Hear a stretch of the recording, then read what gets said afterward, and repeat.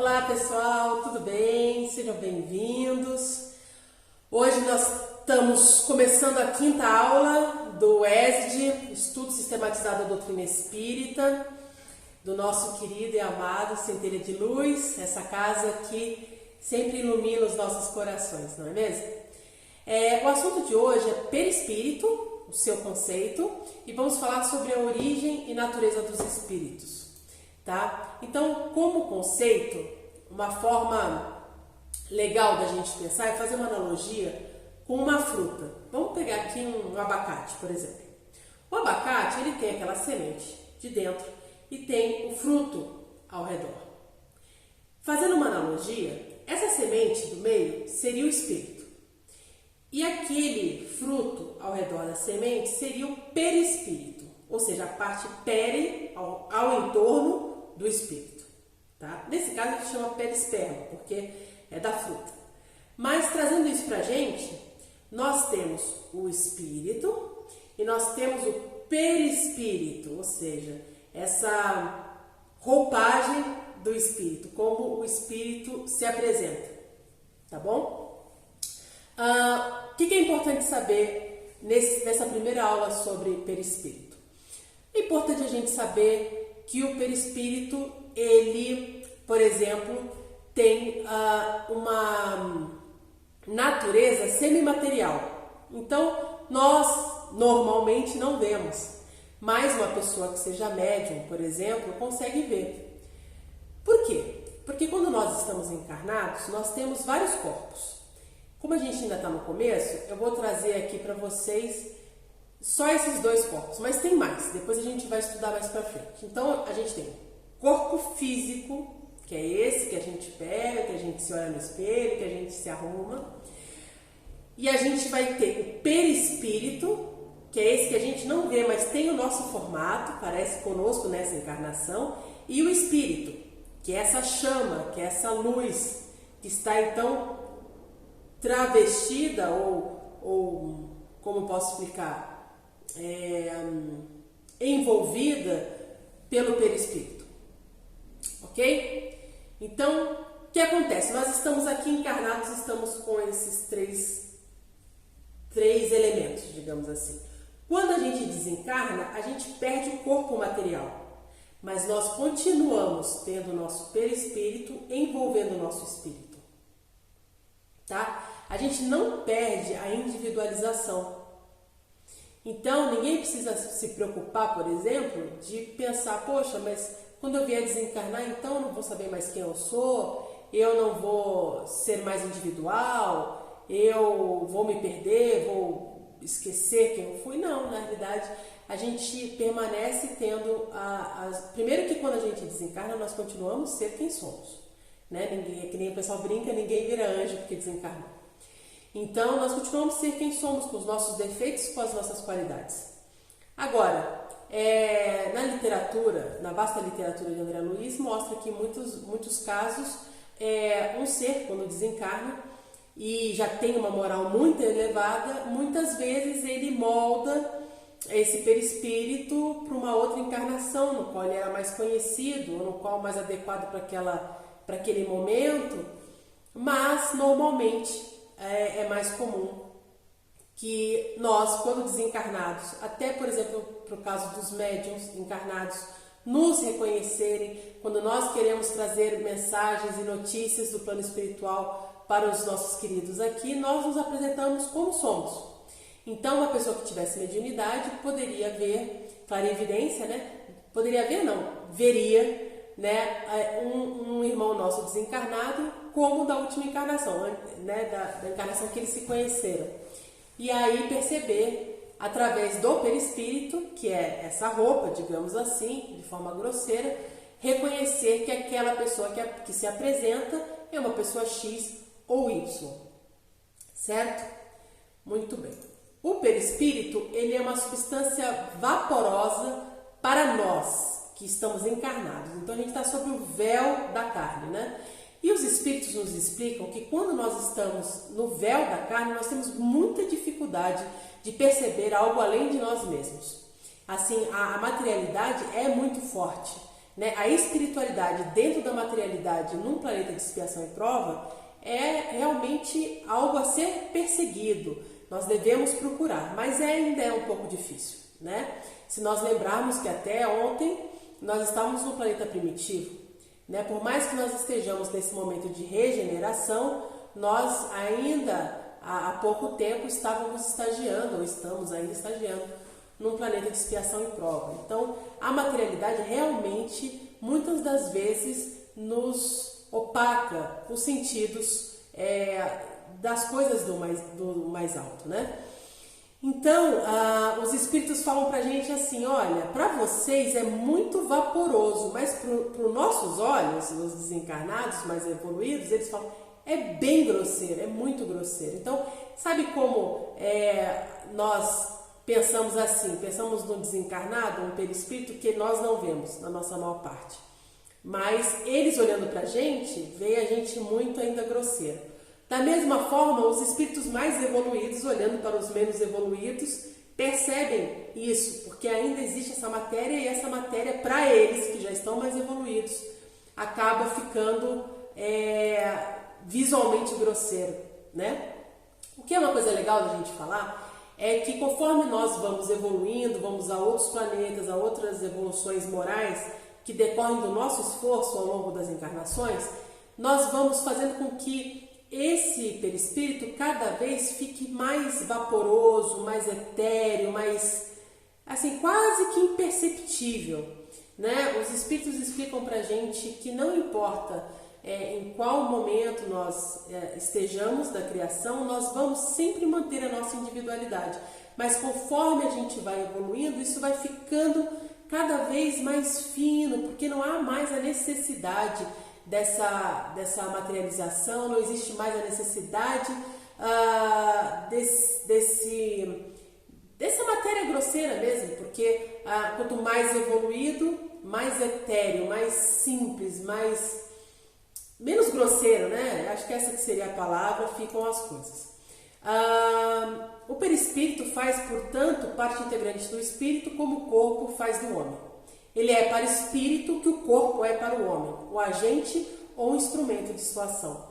Então, como o espírito atua? Através do perispírito, né? E como o corpo atua? Através do perispírito, pelo espírito, pelo perispírito, pelo corpo. Vocês já devem ter visto, existem algumas casas que fazem, por exemplo, cirurgia espiritual, né? Não é bem cirurgia, né? Fala tratamento espiritual. E esse tratamento espiritual, normalmente, ele é feito no perispírito. Não é legal? Porque o nosso corpo está diretamente relacionado ao nosso perispírito, né? Então, se a gente cuida do nosso corpo, o nosso perispírito também é cuidado. E vice-versa. Então, é muito comum as pessoas fazerem esses tratamentos espirituais e aí o médium que perpetua esse trabalho através dos nossos irmãos queridos do plano espiritual, é muito comum falar, olha, você passou por um tratamento, não faça esforço, não faça isso, não faça aquilo, nós fizemos um tratamento. E aí a pessoa não sai, não sente nada, né? Fala assim, não, será que eu fiz mesmo? Poxa, mas eu fiz um tratamento aqui na vesícula, mas eu não estou sentindo nada. Será que eu fiz mesmo? Às vezes as pessoas ficam assim, né? E muitas das vezes não seguindo esse estabelecido de descansar, de se... O que acontece? Você faz o tratamento está no perispírito. Conforme os dias vão passando, ele vai se materializando no corpo físico. E aí você vai sentindo. É comum, depois de um tempo, você falar, nossa, agora eu tô sentindo uma dor ali realmente, puxa, tal. E isso leva um tempo, né? Por quê? Porque o perispírito e o corpo estão diretamente relacionados, como o perispírito e o espírito estão diretamente relacionados. Muito mais o perispírito com o espírito que com o corpo. Mas um está diretamente ligado com o outro com a ação. Então o espírito deseja a ação, o perispírito realiza e o corpo faz, né? Mas a gente não pode esquecer que a nossa inteligência está aqui no espírito, né? A gente fala assim, o cérebro. Não, o cérebro ele é um instrumento do espírito, certo? Para fazer com que as coisas aqui na Terra aconteçam. Muito bem. Então o homem é, portanto, formado de 3 partes essenciais. Não é só isso, tá, gente? Mas é porque a gente está começando o curso agora. Mas a grosso modo, o corpo, ou ser material, a alma que é o espírito quando está encarnado, e o perispírito, que é esse princípio intermediário que junta esses corpos, vamos dizer, junta, né? Faz a conexão. Muito bem. E o assunto 2 é origem e natureza do espírito. Os espíritos, eles são individualizações do princípio inteligente da criação. Como os corpos são a individualização do princípio material. Então, nós temos 3 pontos, né? A gente tem Deus, causa primária de todas as coisas, a matéria e o princípio inteligente. Então, quando eu individualizo a matéria, eu tenho o corpo. Quando eu individualizo o princípio inteligente, eu tenho o espírito. Então, o espírito com o corpo físico, ligado pelo perispírito, eu estou encarnado. O espírito com o corpo perispirídico, sem corpo físico, eu estou desencarnado. Isso assim, fazendo uma comparação mais simples, né? Bom, muito bem. Então, vamos lá. O princípio inteligente, distinto do princípio material, se individualiza e se elabora, passando pelos diversos graus da animalidade. É aí que a alma se ensaia para a vida e desenvolve pelo exercício suas primeiras faculdades. Gente, nós vamos estudar ainda, mas já dando uma palhinha, nós vamos aprender que o espírito, ele é criado, e aí ele vai passando por várias fases. Ele vai, como diz o Leon Denis, né, tem uma... Deixa eu pegar aqui.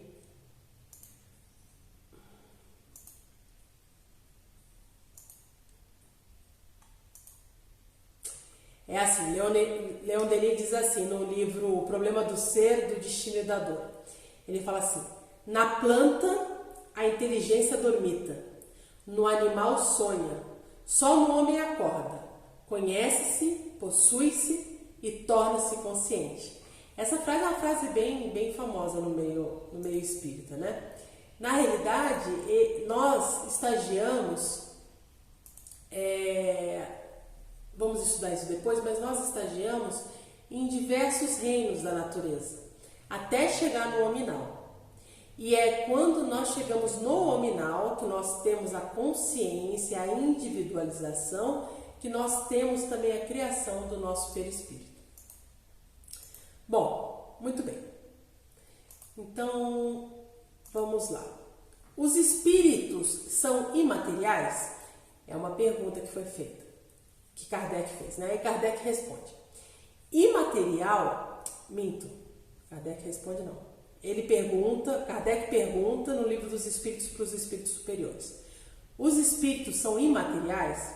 Aí eles respondem: imaterial não é bem o termo, incorpóreo seria mais exato, pois deves compreender que, sendo uma criação, o espírito há de ser alguma coisa. É a matéria quintessenciada, mas sem analogia para vós outros.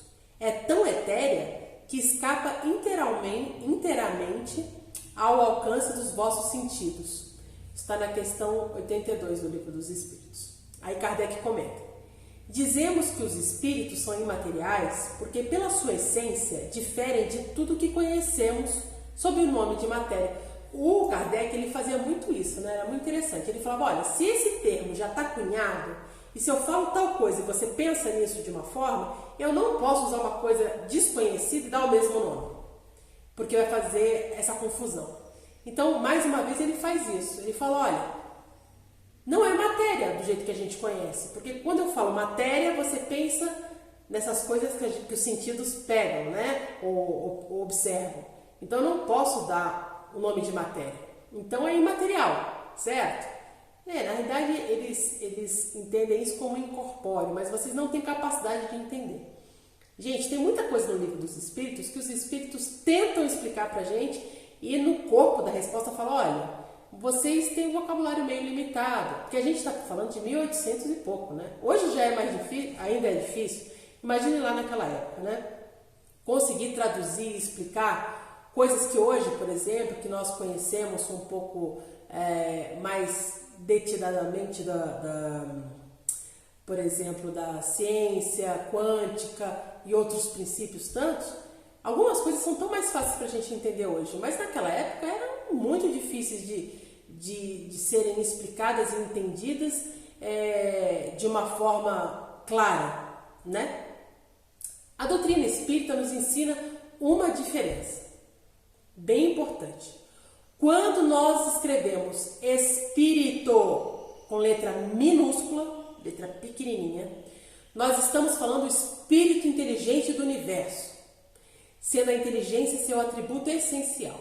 Esse princípio inteligente que tem sua origem no elemento da inteligência universal passa por um processo de elaboração, individualização, até transformar-se no ser denominado espírito, com E maiúsculo.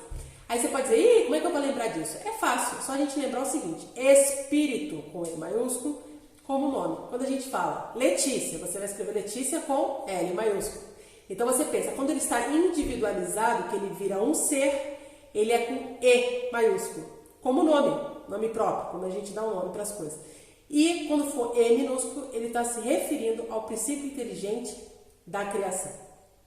O espírito é criado por Deus. Por que por Deus? Porque Deus é a causa primária de todas as coisas. Então tudo foi criado por Deus. O espírito também.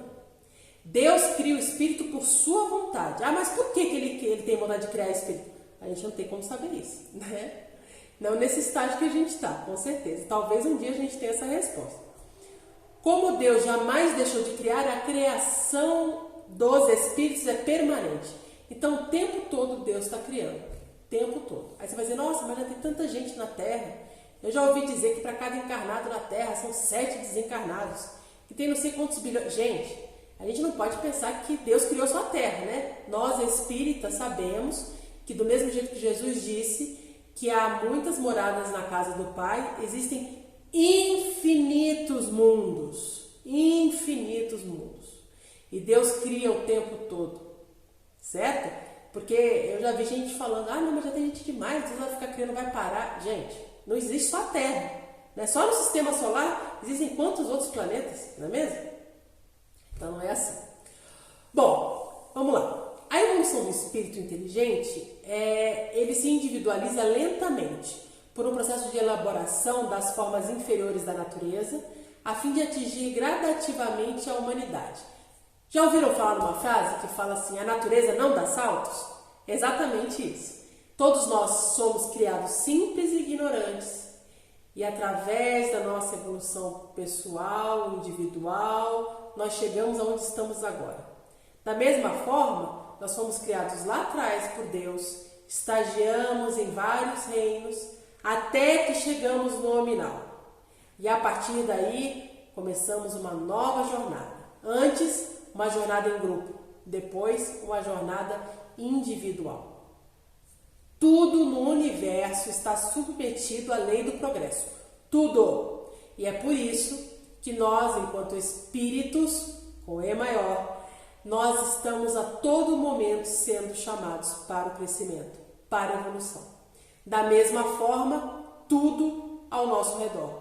Por isso que a Terra, que foi criada primitiva, passou pela expiação e prova e está nesse momento de se tornar-se um planeta regenerado, vai continuar a galgar outros mais níveis de evolução, porque tudo no mundo segue a lei do progresso, que é uma lei divina. Na escalada da evolução, o pensamento, a consciência, a liberdade só aparecem passados muitos graus. Então, quanto mais eu evoluo, mais eu me torno responsável pela minha vida, melhor eu sou, mais liberdade eu tenho de escolha, melhores escolhas eu faço, mais eu evoluo, mais eu cocrio, melhor ser eu sou, mais feliz sou. Porque Deus nos criou para sermos felizes. Aqui no livro Evolução em Dois Mundos, André Luiz nos fala uma coisa muito interessante. Ele vai dizendo assim: através do nascimento e morte da forma, sofre constantes modificações nos dois planos em que se manifesta, razão pela qual variados elos da evolução fogem à pesquisa dos naturalistas, por representarem estágios da consciência fragmentária, fora do campo carnal propriamente dito, nas regiões extrafísicas, em que essa mesma consciência incompleta prossegue elaborando o seu veículo sutil, então classificado como protoforma humana, correspondente ao grau evolutivo em que se encontra. Então aqui ele vai explicando para a gente que essa evolução não se dá só na Terra. E por isso que quando os cientistas vão estudando, falam do homem, macaco, ser humano, não sei o quê, mas muitas vezes isso fica um pouco... Existem pedaços nesse caminhar que os cientistas ainda não conseguem ter acesso. Por quê? Porque nem tudo é feito na Terra, né? Parte dessa evolução do espírito, dessa transformação do espírito, é feito no plano espiritual, no nível espiritual. Então, não tem a capacidade dos cientistas ainda conseguirem ter essa percepção. É uma espiral na realidade, né? Ele está aqui no espiritual, é criado, vem, se modifica um pouco, vai lá, modifica um pouco, volta, modifica um pouco, vai, modifica um pouco, volta, modifica um pouco, vai, modifica um pouco. E assim vai. E por isso que fica meio fragmentário, fica faltando partes para nós aqui. E lógico, do plano espiritual para cá, não há falhas, né? De conhecimento, mas daqui para lá sim. Na elaboração desse conhecimento, da formação do homem.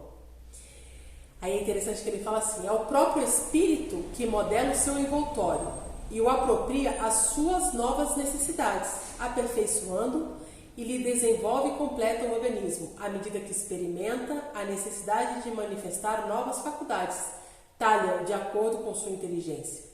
Deus lhe fornece os materiais, cabe-lhe a ele empregá-lo.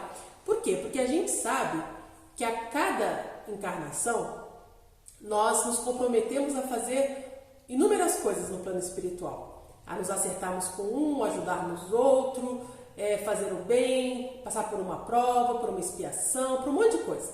Né? Quando a gente está lá, a gente está cheio de energia, cheio de animação, vou fazer, vai acontecer, papapá.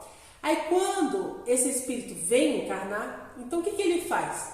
Ele, o espírito, ele vai moldando o perispírito dele, de acordo com as necessidades que vão se moldando com a parte genética do nascimento, para que aquele espírito tenha no corpo aquelas necessidades combinadas no plano espiritual para sua evolução. Então, por exemplo, às vezes aquele ser que no passado, tô dando aqui um exemplo X, no passado era muito autoritário. E aí nessa vida ele, como falou muita coisa que se arrependeu, magoou muita gente, então ele pede para que nessa vida venha mudo, por exemplo.